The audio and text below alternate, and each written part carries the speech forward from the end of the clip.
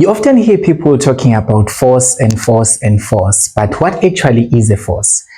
Greetings, ladies and gentlemen. Welcome to Educate. Today we'll be talking about the concepts of forces, just a brief introduction so that you have a full idea what forces are.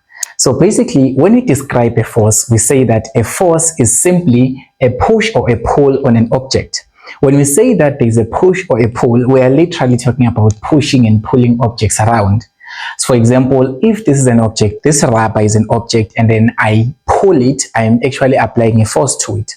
Or maybe if I push it, it means that I'm applying also a force to it. So either you are pulling or you are pushing, then it means that you are applying a force. Usually force is the reason of motion, because in grade 10 you studied about motion. You know that motion is simply the movement of objects. But basically for objects to be able to move, you need to apply a force to them. So basically, we know that whenever an object is moving, there is a force applied to it. So basically, force, we classify it as a vector quantity. So that's the first thing that we note. We say that force is a vector quantity. So by describing force as a vector quantity, it simply means that it has got both magnitude and direction. So basically, whenever you want to refer to force, you have to talk about its magnitude and its direction. So basically, we have got the magnitude as well as the direction. Remember, in grade 10, you were introduced to vectors. We say that vector quantities are just simply measurements that have got a magnitude and a direction. A magnitude, we are talking about the size, how much is the force that you are talking about. For example, if I say that I'm pulling this object, I'm pulling it right now, but I'm pulling it with a smaller force. That is why it's not moving that much, right? But if I pull it hard, it means that I'm pulling it with a bigger force. So the size of the force, we refer it as the magnitude in physics terms. So for example, here, I'm applying a force with a bigger magnitude or with a bigger size, causing the object to move faster as well. But if I'm applying a force like this, slowly, a smaller force, I'm applying a force with a smaller magnitude. So force has to have a magnitude, which basically is the size of the force, how much the force is, or it must also have a direction. A direction tells you which direction is the force headed to. For example, right now, as I'm pushing this duster, we can say that I'm pushing it towards that direction. Okay, for me, that direction is the left because I'm looking at the camera, of course, but since you are looking at the video, that's going to be your right, actually. So basically, when I'm pushing the object like this, I'm pushing it to my left, or you can say I'm pushing it to your right. That is the direction. So basically, for you to be able to describe force, you must always mention its size as well as its direction, where it is going. For example, if I'm saying that to move this object, I'm applying a force of 25. But a force has got some units. It's actually 25 newtons. So we use the units of newtons to be able to measure it. So if I say that I'm applying a force of magnitude of 25, the unit for force that we use is newtons. It's just represented by N. I'm sure you've dealt with vectors in your earlier term 1, the grade 11 learners, of course. So you know that Newton is the unit that we use to be able to refer to say, man, this 25 is actually talking about a force. We measure force. We can measure how much force is 25 newtons. But now, because I'm applying this 25 newtons in that direction, I will say that this is 25 newtons to the right. So this is 25 newtons to the right. In this case, I'm talking about your right, of course, because this is like your right? So this is 25 newtons to the right. So whenever you want to write a force, for example, if you say that the force that I applied, let me just say, this is the force that I applied. Let me just call it force applied. I will have to say that this is going to be a vector quantity. So this arrow that I'm putting on top, it simply shows that this is a vector quantity, right? So it must have a size. A size is 25, and you don't just write 25, guys, because it can be 25 dogs, 25 calculators, 25 people. You must write the unit so that we know that we are talking about force here. In this case, this is 25 newtons, and you say that this is to the right. So whenever you think of writing force, because it's a vector quantity, you write an arrow on top, you always write the direction, so that this is 25 newtons to the right. So now there are different types of forces that we have. We've got contact forces, we also have got non-contact forces. But what makes the difference here? So when we talk about contact forces,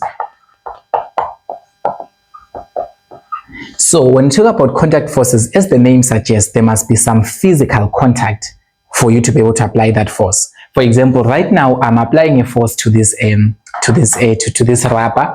I'm actually touching it so that I can be able to apply a force to it. Otherwise, I wouldn't be able to do some magic and say, come when. No, but I'm doing what? I'm touching it. I'm physically touching it. I'm having some physical contact with it so that I can apply the force. So it's known as a contact force. So a contact force basically requires physical contact. So in a contact force, we have got some physical contact. They don't usually ask you the definition of a contact force, but this is just for you to understand, which whenever we say that we've got a contact force, it simply means that for you to be able to apply the force on that object, you need to touch it first. You need to have some physical contact with it first. Hence, we call it a contact force. But some forces, we say that they are non-contact force. Non-contact forces.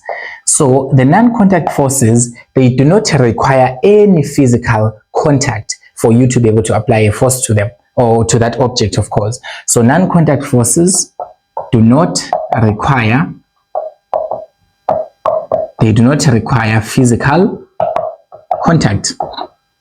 So you might be wondering, what are the examples of contact forces and non-contact forces, so that you can get a real idea of an example of a force that you can apply without actually touching the object. Okay, let us talk about first the examples of contact forces. Okay, so I'm just going to say that these are contact forces, these are non-contact forces.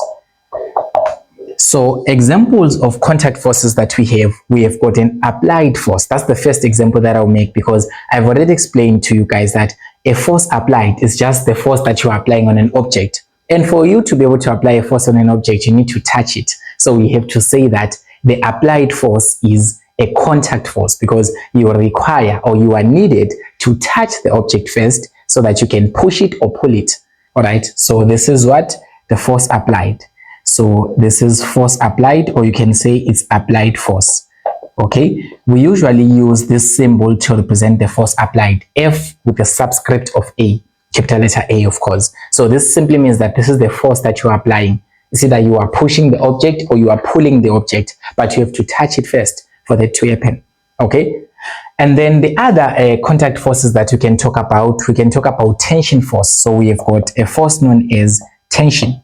Okay, so tension force, usually we represent it using capital letter T alone, or in some textbook it's going to be an F with a subscript capital letter T. But basically a tension force, it is the force that is applied by a rope on an object. Let me make an example.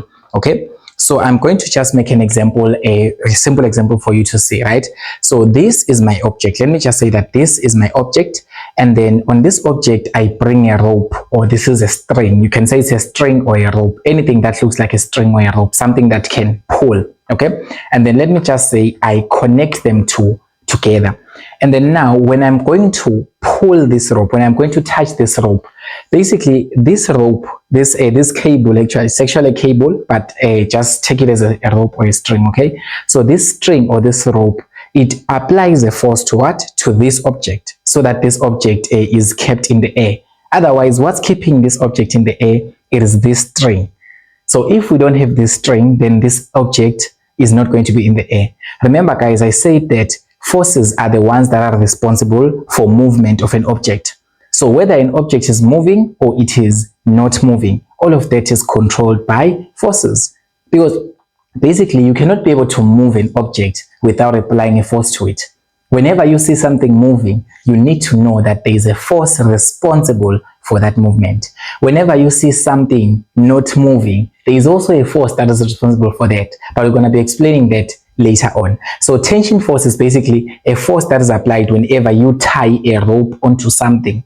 Whenever you tie a rope onto an object. So this object here is experiencing a what? A tension force from this cable from this rope. So we say that is known as tension force. Okay, so we also have got other forces. We have got other contact forces. So we've got another contact force known as the normal force. So we have got the normal force. We usually use the symbol capital letter N, or we can use an F with a subscript capital letter N. So the normal force is the force applied by a surface on an object that is on top of it. Okay, what are we talking about here? So let me just say that this is a surface. Okay, this is a surface, this book is a surface, and then I take an object and then I put this object on top of this book.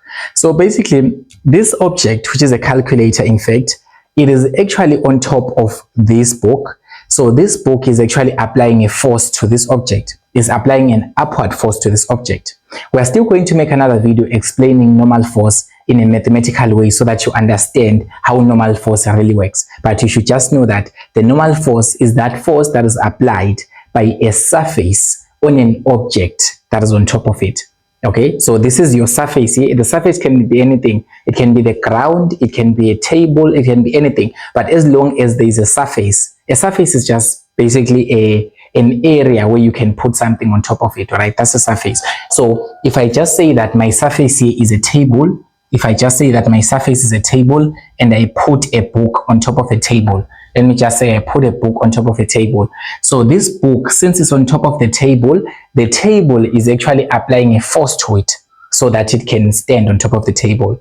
So basically, what am I trying to say here? Even when an object is not moving, there are always forces acting on it. Okay, there are always forces that are acting on it. So in this case, the normal force, it is a force that is applied by this table and it is applied upwards. Okay, it is applied upwards. But don't worry too much about the details, because we are still going to make a cool video on normal force, doing the brief and doing the more specific description. I don't know English, but you guys will figure that out. Okay, so those are the contact forces that we have. We also have got another contact force that is known as frictional force. So we have got frictional force. Okay,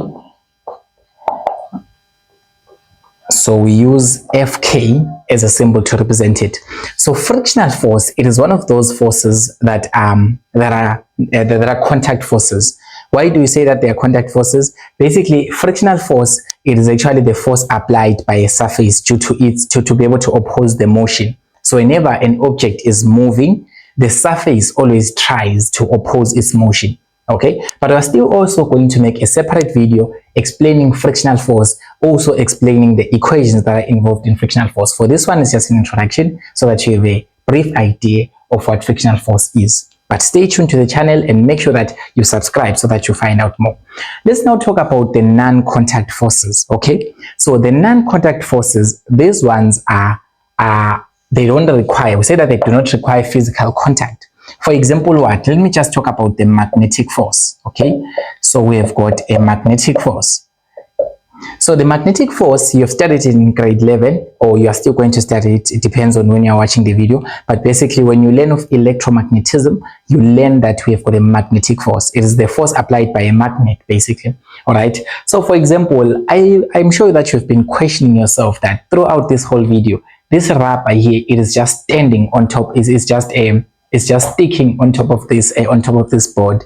What is actually causing it to stick on top of this board is a magnet. So basically, there is a magnet here at the rear of this rubber. So this magnet here, it applies a magnetic force so that this rubber stays on here. Because if I take a marker and I put it here, it falls because there is no magnetic force that is actually keeping it attached to the board. But if I look at this rubber has got a magnet, and the magnet has got a magnetic force. So the moment it gets into contact with this board, because this board is kind of like a magnetic substance as well, so basically, when you're going to put your rubber here on the board, I am already feeling the force from this board. The moment I get my hands closer to the board, the magnet would want to stick on its own. Okay, even if I pull it, you can see that it's also pulling the board as well. So there is a force as well as also being able to apply a force on the board. But this force does not require any contact. It's a non-contact force, because guys, we've been dealing with magnets for long now. I'm sure when you're still young, or something like that. So when you take a magnet and you take something like iron, or you take something like a insimbi, I don't know what you call it in English, but basically you take a magnet and you take something that is metallic, then the magnet is going to be attracted to that metallic substance. Let me just look for one. Maybe we can make a practical example here. Okay, this is not metallic enough, but basically, in fact, here, whenever you have got a magnet and then you have got a metallic substance, the magnet will attract the metallic substance. It will start pushing it or pulling it, or it will start pulling it, it will start applying a force on it, even though they are not in contact with one another, even though they are not touching each other. Because for a magnet to be able to attract a metal, they do not really need to touch one another. They don't need to have any physical contact. So that's a non-contact force. We also have got another force that serves as a non-contact force, which is the gravitational force. So the gravitational force is an example of a non-contact force. Why do we say that the gravitational force is a non-contact force? And what is the gravitational force in the first place? So basically, for objects to move, I already told you that for the objects to be able to move, there must be a force applied to them. So basically, the Earth as a whole, it applies a force to each and every object inside it. So for example, if I take this marker and then I just let go of it, what happens? It starts moving. And I told you that an object cannot move without any force. So you ask yourself, why is this marker moving? Why is this marker going down? Okay? Or even when you try to jump, you try to go up, you're still going to come back down here. It's because the Earth is applying a force on you. So this is known as the gravitational force. So the gravitational force is basically the force that the Earth applies on all the objects that are inside it. Okay? So this gravitational force, it was all discovered by Isaac Newton. Isaac Newton was just sitting under a tree, and then an apple fell into his head, and he thought, why did the apple fall from the tree? It's basically because the Earth was applying a force on it. I don't know if you could have thought the same thing, but basically these are the forces that we have as well. We also have another force that is a non-contact force as well. It's known as an electrostatic force. Okay. So the electric force, they can say electric force or electrostatic force, it is that force that basically between two charges, between two charged objects, all right? So I'm sure when you were still young, you used to take a ruler and you wrap it in your hair and you started attracting pieces of paper. I don't know if you've ever done such an experiment, but basically in most of our childhoods, we usually do that. For example, when you take a ruler like this and then you wrap it on your hair, basically you must have hair, not those people who are removing every piece of their hair. So basically, when you take a ruler, you wrap it on top of your hair, and then you've got pieces of paper here, and then you take the ruler and then you get it closer to the pieces of paper. Okay, the ruler is supposed to attract the small pieces of paper, because basically you are charging the ruler. So that force is known as an electric force, or it's an electrostatic force. It's an example of a non-contact force, because for these objects to attract each other, or for them to apply a force on one another, you don't really need them to touch each other. Okay, just try this experiment and try to see if it will work on your side with your own hair. So thank you so much for watching this wonderful video, grade 11s and 12s. Don't forget to subscribe to the channel. Tell your friends to also stay tuned.